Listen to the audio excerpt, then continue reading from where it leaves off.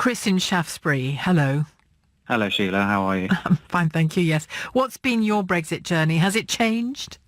Absolutely. In 2016, I voted to leave the European Union, based mainly on the £350 million we were meant to get for the NHS, the narrative that we were sold that we were overrun and we had no control over our borders or our laws or our money.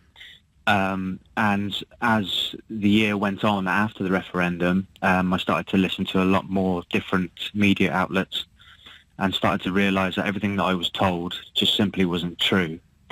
And I'm now a part of a campaign called RemainerNow, which is essentially a originally Twitter-based campaign, which was sort of giving a voice to people that voted leave or abstained in the referendum but have now changed their minds. Whenever I get a call like this, where that's been the journey from leave to remain, I get as many calls or texts and tweets saying, it's not true, he's a plant. Are you a plant, Chris? I am absolutely not a plant. I am very, very particular about my Twitter being open. I do not hide my face, my location or my name. And you're welcome to look me up and you can find all the information you can about me. I believe you. I'm just pointing out that lots of people don't believe you. Absolutely. Yeah. And I will happily show anybody the post that I made after the referendum on my Facebook page, which quite clearly says, stop moaning about it, guys. We won, get over it, and let's move on. New pastures, and it's exciting times. No, I'm not a bot, I'm not a plant, I'm not anything like that. I am the real deal. And a word on what you fell for, as you put it. What allowed you to fall for the claim that we were being overrun? I mean, you can have a view on immigration and think immigration is too high. That's a perfectly legitimate point of view.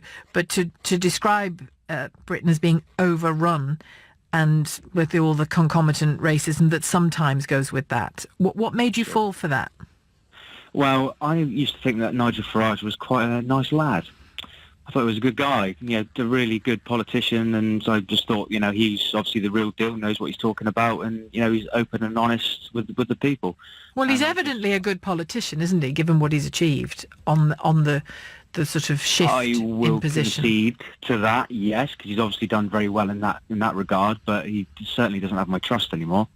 But he persuaded you. Banners, yeah, because all the big banners that we saw, we're being overrun, and we were told that we had no control over our immigration system, which is just not true because of Article 7, giving us the ability to send people home from other European territories. So your journey has been as dramatic a shift, in a sense, more dramatic a shift perhaps than Dan Hodges, who we spoke to earlier. Chris, thank you for your call. Chris, calling from Shaftesbury in Dorset.